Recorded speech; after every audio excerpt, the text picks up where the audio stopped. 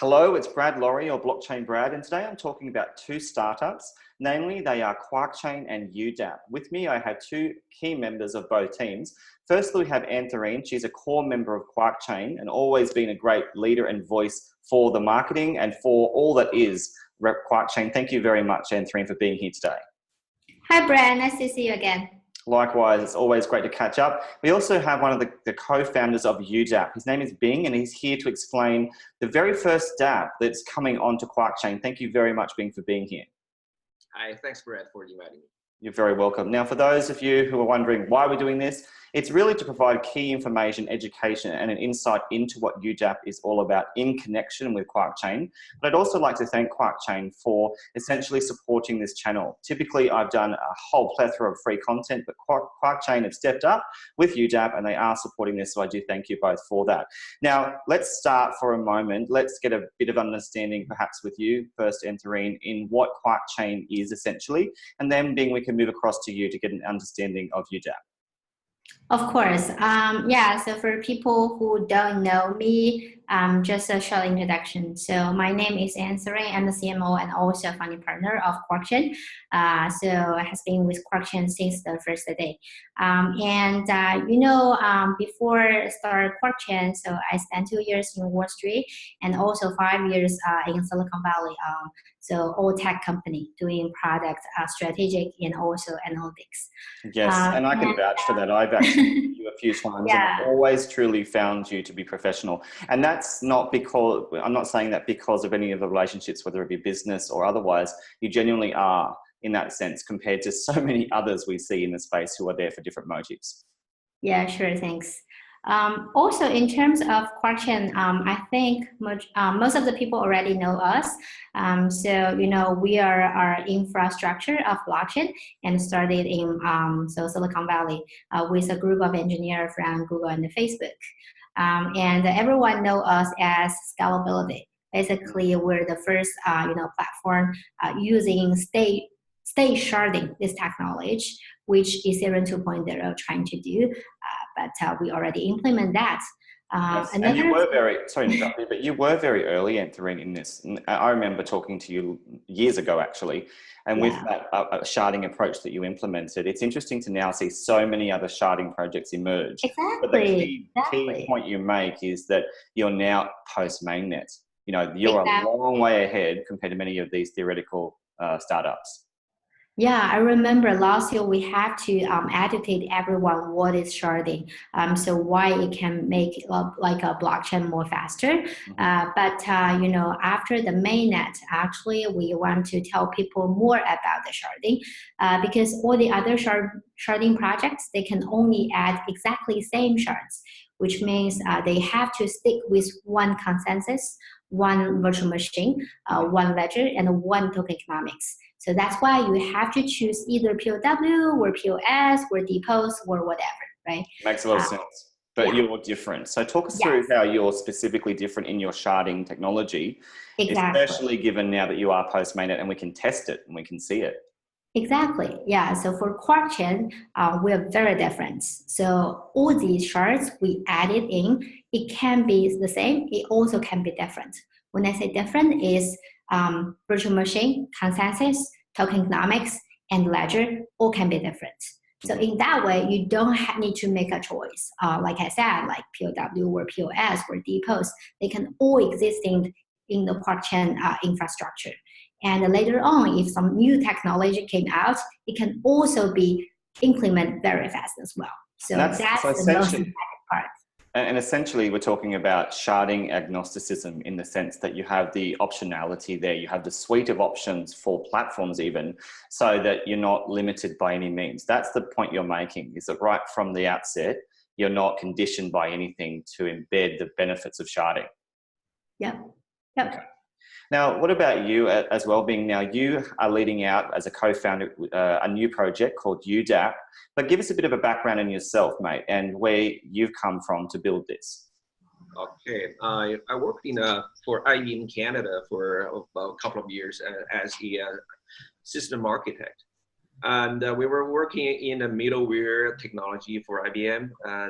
In the internet age, where the middleware actually had contributed quite a bit to the booming of the internet, because it significantly simplifies developing for the internet. And with that kind of background, that we as a team decided to brought the same concept into the blockchain space. That's how I got into the blockchain. Okay. So now that you've become a co-founder to UDAP, can you give us a bit of a rundown on what UDAP is in a nutshell so we understand? Yeah, as I just mentioned, UDAP can be classified as a middleware or middle layer for between the applications, the distributed applications and the blockchains, such as the Quarkchain, as I mentioned. As Anthurine mentioned, that Quarkchain and other blockchains, from the developer point of view, can be very daunting because they are complicated. You're talking about different consensus. You're talking about different way of programming interfaces.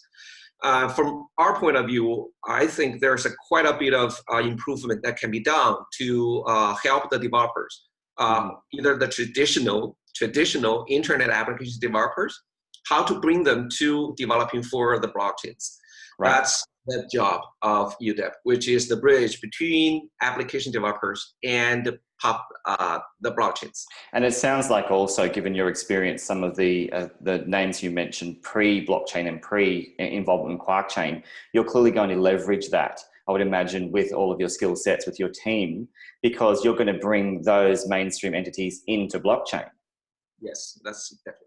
All right, well, it'll be good to know how you're going to do that in a moment. Now, if we could start discussing a little bit more about essentially the kind of problems that you saw being with regard to now you're building out your use cases, you're building out a connection with Quarkchain, but what were the problems that you felt prompted you to exist, to create this? Okay.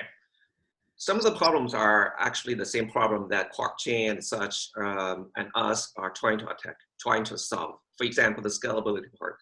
Quarkchain came up with a very early implementation of sharding, which is one way to improve the throughput of the blockchain. And from my angle, our angle came from the layer 2 technology, mainly the state channel part. So we have built a state channel to significantly improve the user experience plus the scalability of the underlying blockchain. So that's what have brought onto the table for developers and for the entire community to get their hands on and to evaluate and how to integrate into their existing applications. Right. And also new applications alike. Well, Anthurine, we've seen this sort of thing play out with Ethereum several times over this year. Some examples are Harmony and Matic in how they're trying to scale out that ecosystem. Clearly, UDAP's beneficial for Quarkchain. So can you talk us through how this symbiotic relationship could be beneficial for you as you build out the reputation, the scalability, and the capacity of Quarkchain? Yeah, of course. Because as you guys know, so sharding basically is solving like the on-chain scalability issue, right? Not talking about our flexibility or something. Let's just focus on the scalability. Mm-hmm. And then the layer 2 solution actually is in a different like dimension. It's for like the off-chain. So UDAP is like a very solid team. So they're trying to, so state channel is most difficult like problems probably in the layer 2 solution. They already have something you can test. It's not like something on the paper. They already have the products, and I tried that. It's amazing. Okay. And yeah, state channel is not their only focus, so which is a little bit different from other layer 2 solution because as I know, so all the layer 2 solution, they all have like one focus. So except for state channel, so they also are doing other kind of stuff. As I know, for example, one of the example is a decentralized identity. Mm-hmm. So Bing can just introduce more about that. So, yes. It's amazing that they own, so it's a little bit like, Quarkchain. Because 1 year ago, before we doing our ICO, we already have our testnets. So we have something to show for people. For them, it's the same thing. So they haven't got listed yet, but they already have all the products. Can show them. And that's the main thing we want to hear, because you're out now with your own mainnet. So clearly you need something that's operational. Now, we're talking about things like DID, as Anthurine said. We're also talking about other aspects you're building in to integrate as one full robust system. So can you talk us through the fundamental technological assets that you bring to the table, so that you can enhance, obviously, Quarkchain, but also, and build its performance, but also showcase your own? Yeah, before we started doing our businesses, we had a couple of customers or partners, actually. They were in the internet application space for a long time, and they have already built up their customer base, like very big, very huge. And now they want to jump onto the blockchain wagon, but it turned out that their currently existing in the knowledge base is not adequate for doing that kind of thing. Plus, the mindset is totally different. So they don't want to retrain the current team. They don't want to basically hire new people, which is also can be very expensive. Right. So with that kind of existing circumstances, we don't focus on one piece of specific technology. We're actually trying to come up with a suite of APIs that will help these existing applications to migrate or somehow to bridge into the blockchain.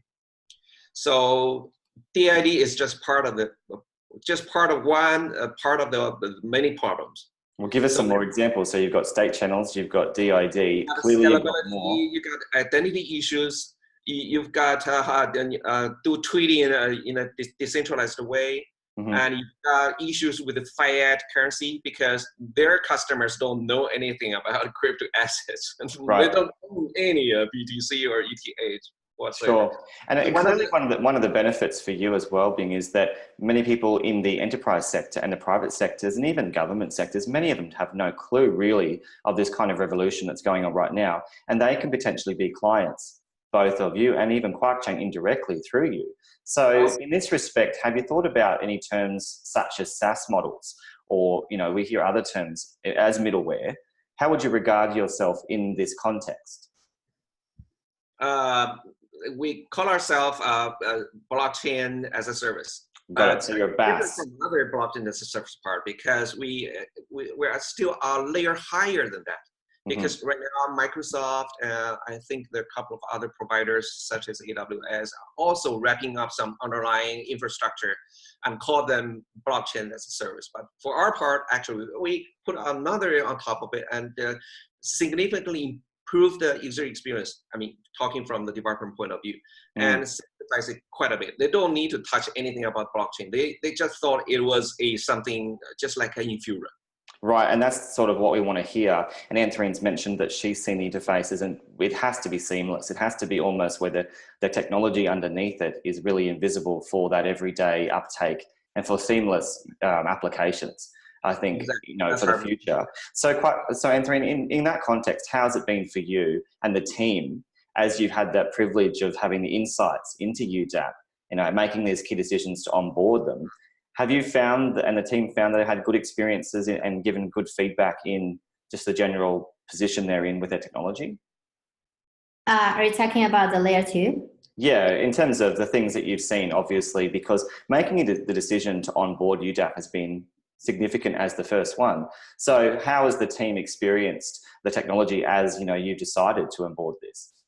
Oh, of course. We just launched our mainnet for sure. So next step is definitely building the ecosystem. So when everyone else, the public chain saying building ecosystem, normally they're talking about the apps, but for us it's a little bit different. To be honestly, so we don't want to build the indirect ways to interact with the apps. It doesn't mean the apps cannot be built on top of us directly, which is, of course, they can.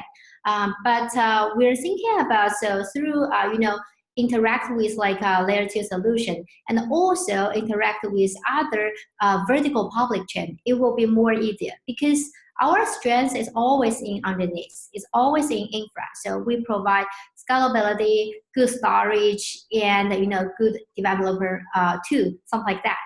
But for different DApps, they have different needs in different fields. For example, like gaming or like supply chain or whatever, they all have different requirements. So they need people in that vertical field to fit for their, demand or something, right? So the amazing part for Quarkchain is because we can not only work with the apps, we can work with layer 2 and also vertical public chain. Then it can be their turn to do their job in the vertical field. So we only provide with them like the good underneath infra. Right. And so in that sense, if we look at it from the an analogy of the full stack, you're really the base layer, and you're allowing for UDAP to come on board, but really as that partner to build out the stack, to be that next, and I see what you mean. There is a big difference between just simply accessing the benefits of one vertical as a DApp. What you're really suggesting is the strength of this partnership is far bigger than your average DApp. Exactly. So like I mentioned before, so remember, so we support native token. Right. So like Ethereum or like Tron or like other like public chain, they all have to using ERC20 or TRX20, right? Which means like you have to follow the native tokens tokenomics. You cannot have your own tokenomics, your own ecosystem. So that's why they cannot work with, like I say, vertical public chain directly. Right. But for us, everything generated through the Quarkchain ecosystem is native token. And that's a really, really important point. I just want to jump in and ask Bing, because when you did your infrastructural shopping, let's say, and you were looking for different infra, as Anthurine says, for the layer ones, you could have chosen others for sure. And you've also chosen Quarkchain as much as they've chosen you. So what made you want to integrate, given that they have their own native token system and you would have to integrate with that? Why did you choose Quarkchain? Yeah, I think there are 3 reasons. The first one is we are pretty flexible. So like I mentioned before, probably like gaming industry, they like depots because the confirmation time is short, right? And the other industry like decentralized exchange, they would like to store the order book information in the ledger. Normally, all the other platforms will not store such information. So no matter you're from what kind of industry, you always have some customized needs. But Quarkchain can meet all these kind of needs. Yeah, right. So you can whatever consensus you like, whatever virtual machine, whatever data in stored in the ledger, and also you can have your own tokenomics, like I mentioned before. It can be, a demand, a supply, a fixed supply, or it can be like increased supplies, or you can be like a gas fee, or like GPU running or something. Yeah.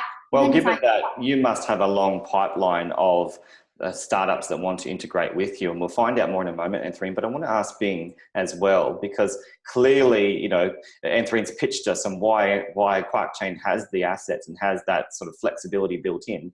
But from your experience, you've actually done it. You've moved into the Quarkchain ecosystem. So why did you do that, Bing? What was your reason?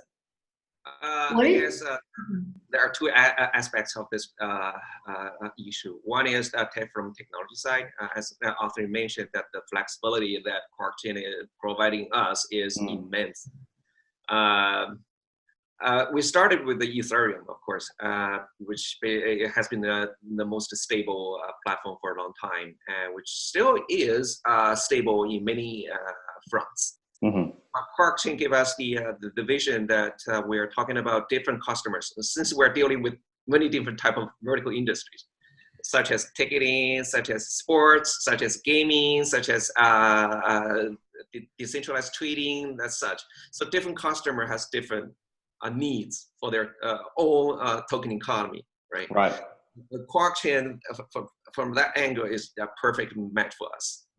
Right. Can you give us some examples in the real world as well, given your experience pre-blockchain, how you can access different verticals? For those who are probably listening more with that mindset of real business, for example, real enterprise, so that we can understand a bit more about how you can apply the flexible technology that Quarkchain offers into the real verticals that exist now.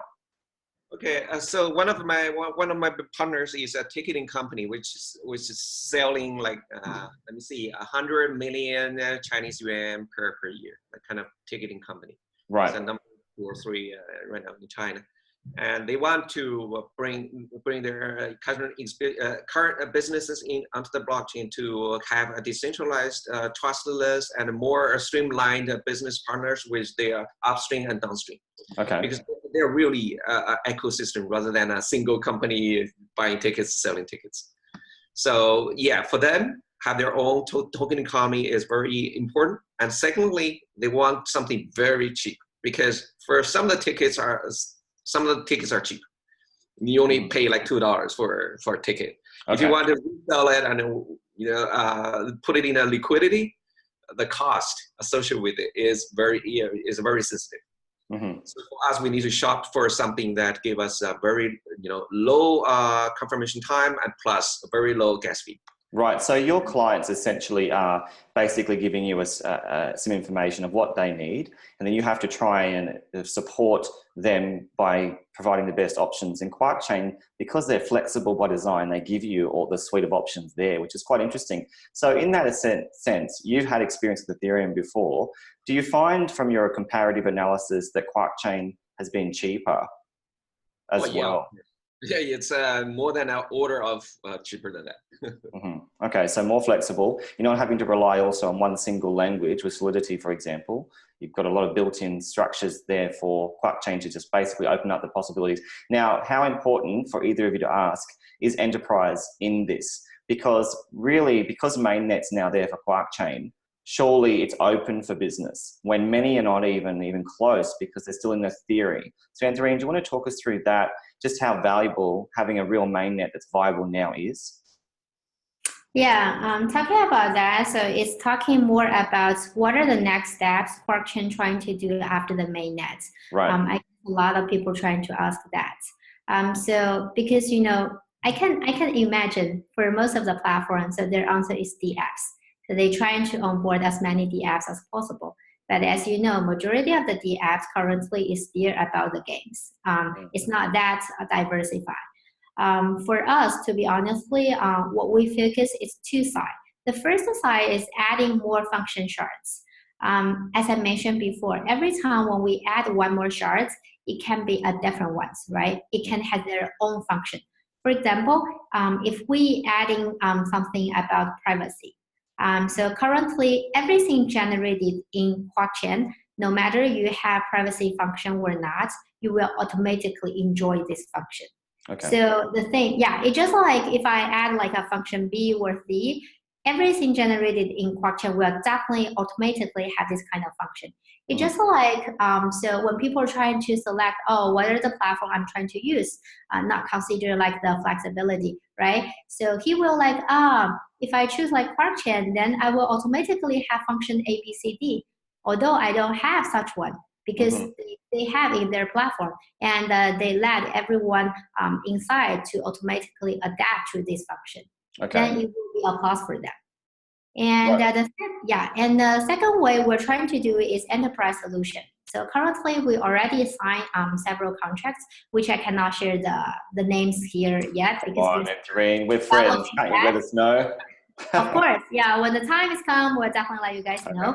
Right. But the reason they choose us, it's always the same, because we let them to fully customize what they want in terms of, consensus, token economics, virtual machine, and also ledger. Yeah, so that's really important for them. Right, and what's the kind of magnitude of these businesses? Not to FOMO, but we need to get real. I mean, you are one of the first to really hit the mainnet. These are not small businesses that are talking to you. Yeah, so I can share like they're in the supply chain and also fintech. Yeah. Okay. Now, one of the things I did want to ask both of you, and this is relevant for different reasons, but the token themselves, Anthurine, we've seen a lot of discussion about token economic modeling. We've seen you, as a representative of Quarkchain, lead out some recent announcements with regard to just how the token's been released into the greater ecosystem in a way that hasn't been really done or evidenced before. But how confident are you in this native token that is the Quarkchain token being a true representative of utility for what could come, which, and UDAP's showing this as the first one, a very, very significant ecosystem that's utilizing this native token? We really need to understand what your perception is of this utility. Of course. Let me go first. I think native token is very important, especially when we're trying to build the ecosystem.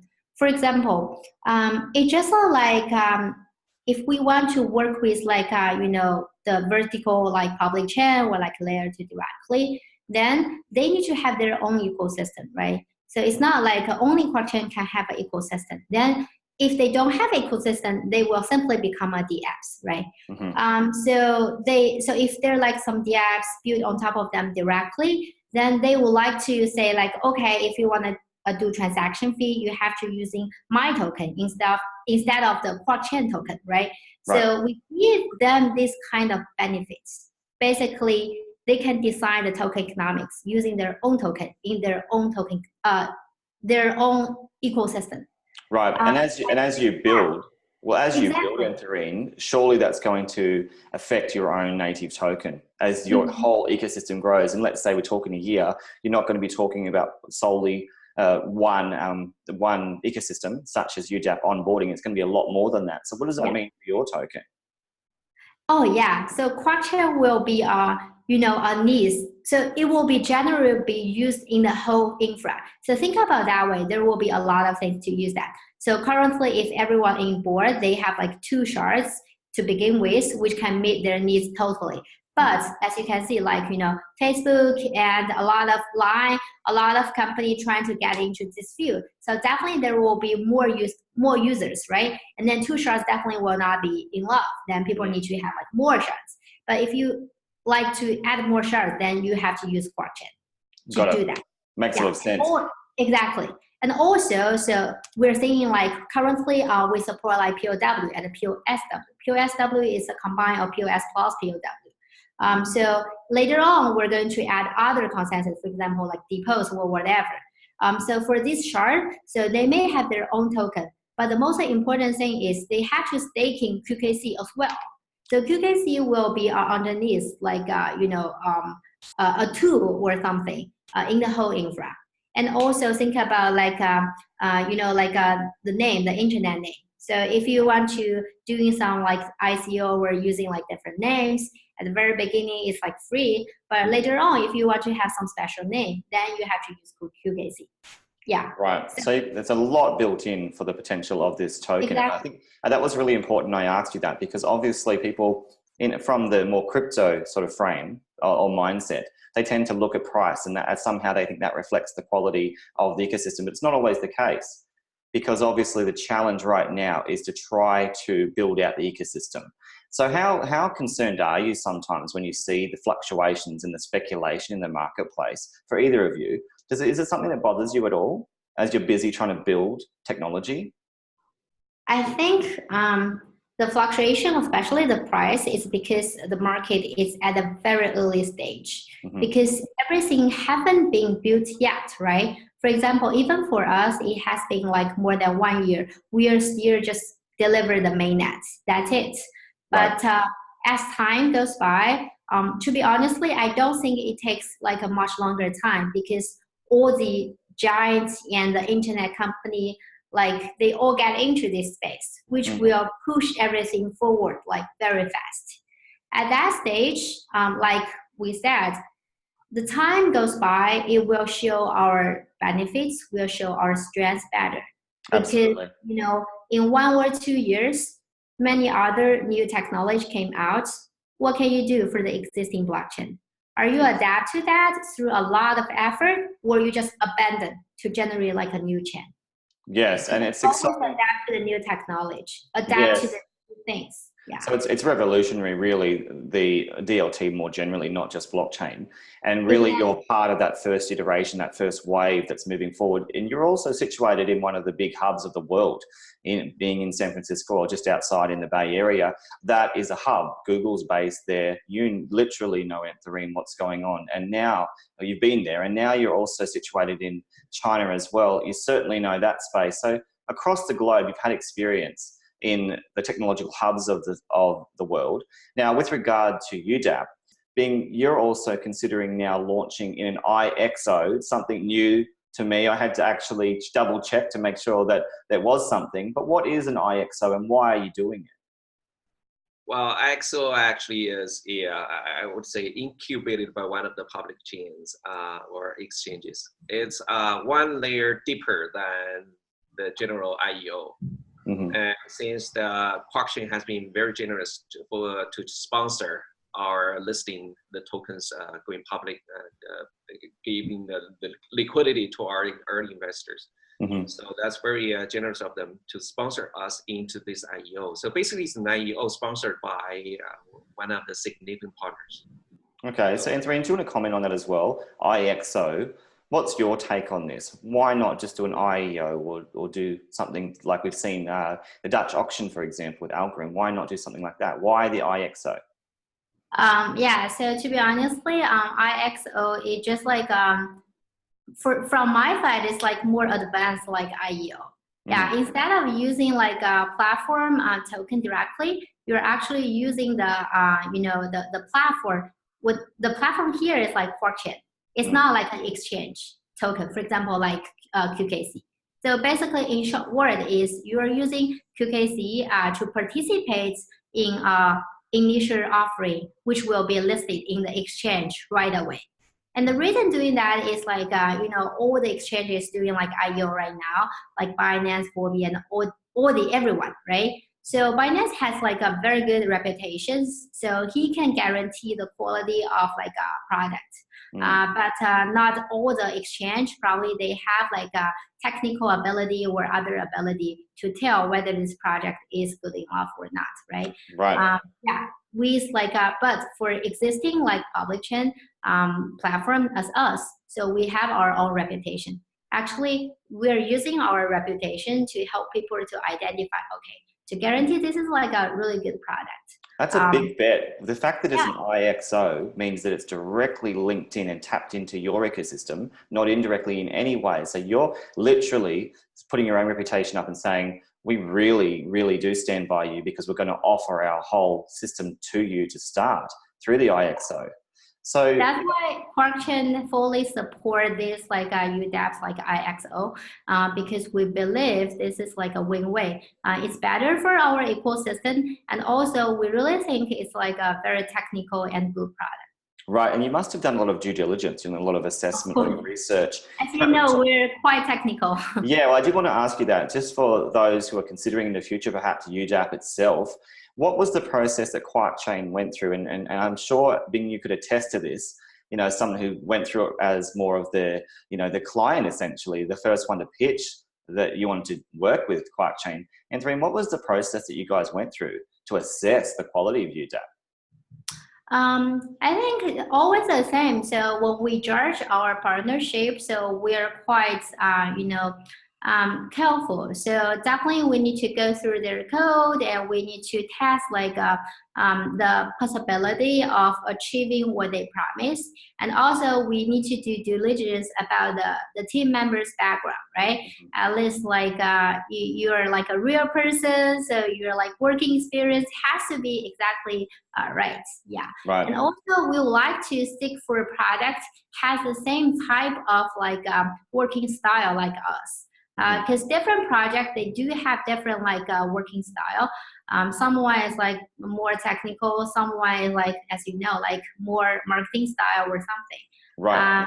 We're really technical. Although we are trying to do better in the marketing side, I need to do better. Yeah. And then to be honest, I appreciate all the technical. Obviously, I like to represent that as well. And the reason being is, from my experience, is the two things. There's a lot of blockchain BS in the space, and the technical is what survives through things like this bear. So going across to you, Bing, for a moment, Anthurine's explained what was attractive to you guys, what attracted Quarkchain to you in terms of the technicalities, the quality of the code and the product itself. But what, from your experience, how open sourced is your code, or what's the status right now for other people who perhaps aren't inside the Quarkchain team, but want to learn more about UDAP to assess it themselves? Okay, the most fundamental part, the one that is closest to the blockchain part actually is open sourced. But since we are talking about the middleware, which is a thick layer that does the abstraction of underlying infrastructures and offers the APIs to the customers and also interface with the 5X systems, many of that part of code is closed sourced. Right. But we have exposed those code. We have exposed the code to for the Quarkchain and the guys to inspect them, line by line. And so we have done many times. Yeah.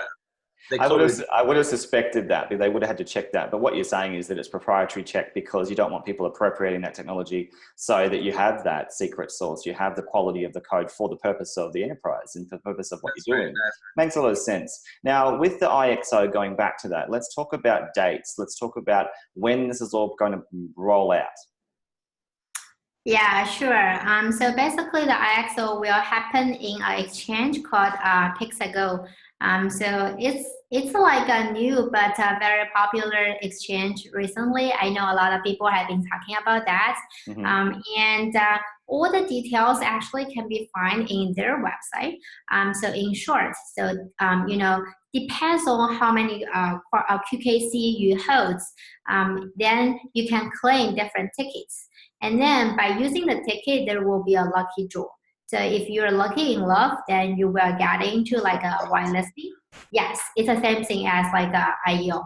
And then, so you get everything, you will be listed in the exchange directly. So you will do like, trading directly.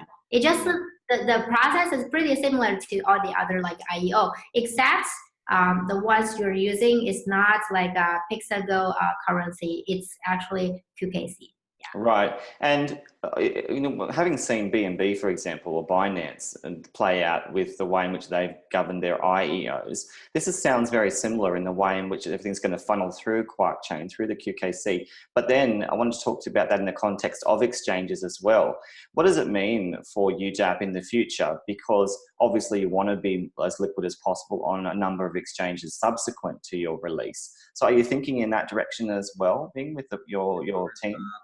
We have an agreement with our Quarkchain exchange that gave us the kind of what we can do for the near term, as trying to work to be listed on other exchanges. Right, and it's good that you're working together, because one thing's for sure, Quarkchain have done it. They've literally been through this process before. So that means they have all the network and the understanding of how all this has played out before. But first and foremost, going back, Anthurine, can you remind us again, what is the name of that exchange that you're working with that's, now becoming known? Pixago. Pixago, okay. So when is it all this going to happen? So basically it will happen very soon. So I believe, correct me if I'm wrong again, so all the information is in their website for sure. But from my end, I remember it's from like July 1st to July 7th. It's a time to see how many QKC you hold, calculate like the average like a holding volume, and then so July 7th, so you can claim for the ticket and waiting for the lucky draw, and then July 8th will be listed in Pixago directly for you. Got it. So July 1 to 7, that's the key date for the period of time, and then July 8 is the actual listing. We see this play out in IEOs, so it's not hard to, not difficult to understand. Now, with regard to the benefits of this for you being in doing this, what do you see for now in the future in terms of attention? Have you put in the time to build the name of UDAP in different parts in China, for example, or in Canada, or wherever it is that you need to start? Have you made sure that there's a brand for UDAP, because you need it as you build out the IXO? Oh yeah, definitely.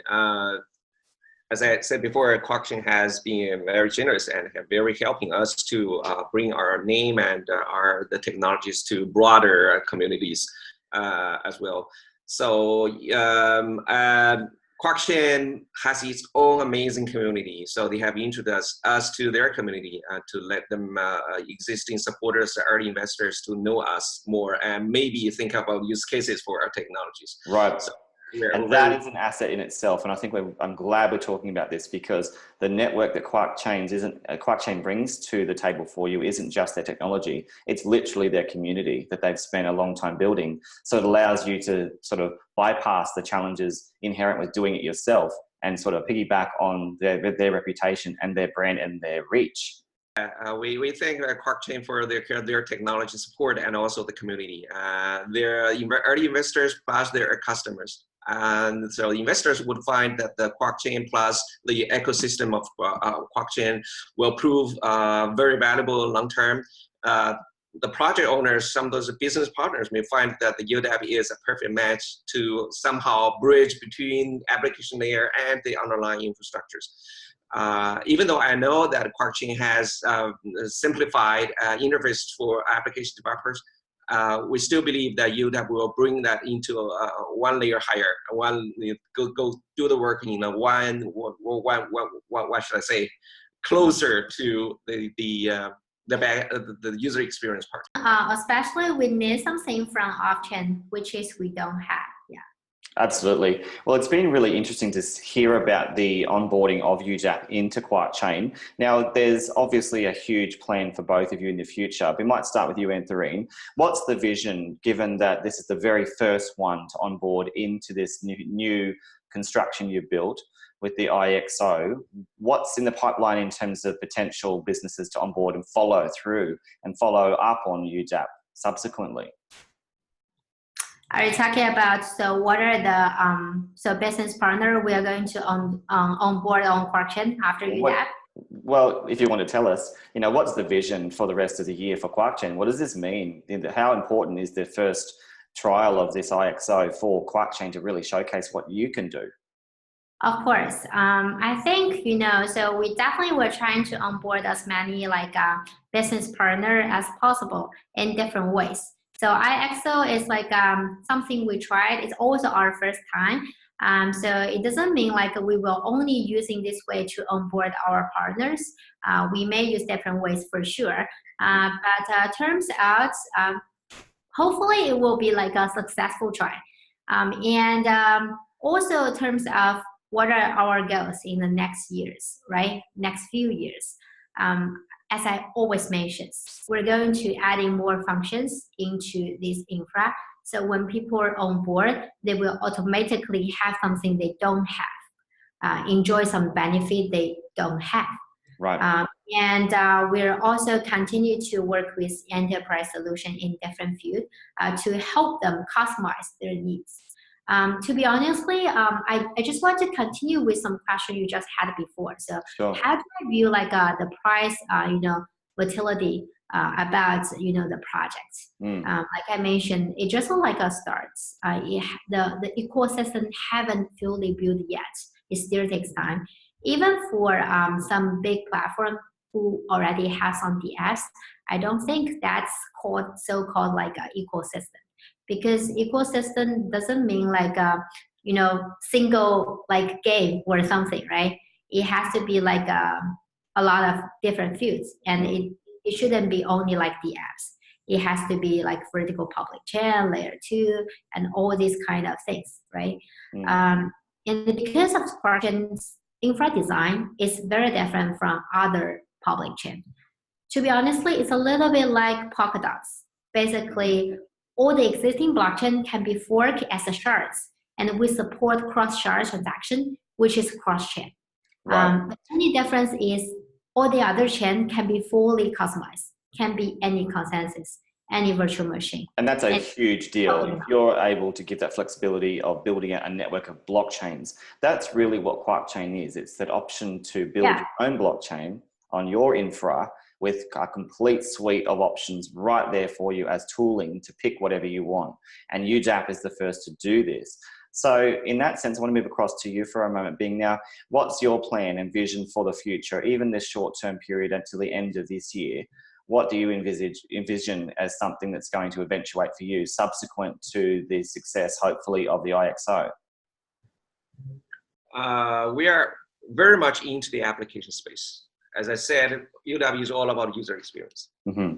We want to improve the user experience from the developer's angle. They are our end customers. So we want to bring this a suite of API to simplify them as much as possible, and also trying to bridge the what is called the mismatch of impedance between the crypto world and the real world. Right. One of the significant mismatch is the currency. As I said, most of their customers, our customers' customers, only have fiat currencies. It's RMB or US dollars. So they don't want to have to buy Ethereum or any of those native tokens. No, they do not. Use take advantage of the technologies. So Yes. we are trying to put much more effort into that space to try to streamline the payment part. And are you confident that you're going to be successful, given that you've seen the success or the challenges inherent in other startups? See, we had a little problem with the Apple App Store because they found us are using blockchain technologies with fat interfaces. Mm-hmm. But after we carefully explain all the details, how we're going to do this, and how some of those sensitive and critical part have been implemented, they actually let us go. Give us. And that's going to be really important. So what you're saying is you've got the support from the mainstream big players in the space, and that is going to be fundamental to your own success as a business. So just to clarify, are you a for-profit entity as well? Yes, we are. Okay. Well, so that means you built in models for sustainability to make sure you can build your team out, to make sure you have runway. Of course. Right. Another, in addition to the fiat currencies, another issue actually is, how should I say, for web applications to be very successful in the blockchain, you have to have a good payment channel. You have to have very fast throughput, very high throughput. And you also have to shield all the complexities of underlying blockchain technologies, even such as the identity. Right. As everybody know that if you want to have a wallet, you have to remember all those 12 words, right? And for regular users, it's not going to work. It doesn't work. They're very scared by that. So which for makes us, sense. so we on top of the money, we have to solve the identity issue. We have to match the real world person with some underlying blockchain account and such. So that's another area that we definitely want to improve as we move along for the rest of the year and the year to go to come next year. Absolutely. Well, I wish you all the very best in your efforts to make sure this evolves into something viable. You're being supported by one of the largest ecosystems that has a mainnet right now, and that is Quarkchain. Now, 2 words I suppose to take away from this is with Quarkchain, think of flexibility. Think of an agnostic blockchain system that allows for blockchains to build on top of it, but in a way that simply through its sharding technology gives you optionality, gives you functionality, but gives you that choice if you're literally trying to do what the UDAP are doing, and that is decide which of them they want to use to optimize their own business. They are a for-profit business. Now, the second word, obviously, really, it just comes down simply to distribution. This allows this technology for a means to do business that hasn't been done before. UDAP are certainly trying to access and tap into the blockchain ecosystem and hopefully have great success through their IXO and beyond. So wish you all the very best. And Anthurine, thank you so much for allowing us to understand better what UDAP are trying to do in the context of leading this out with your native token and through this IXO. I do wish you all the very best. Thank you, Brad. Thanks for your time. Yeah. Thank you very welcome. Good wording, and it has been a very constructive interview and conversations. Likewise, thank you so much for both your time. You are both key members of the teams. And if you'd like to know more, this is important, make sure you look below because all the links for both UDAP and Quarkchain will be there. And don't forget to reach out to them for more information because this is just a small interview. This is nothing compared to what they can give you if you want more information. So stay tuned for more. UDAP is coming very soon. July 1 to 7 is the key point to know. And then after that, they make the listing. So big things are happening very soon. All the very best. Thank you.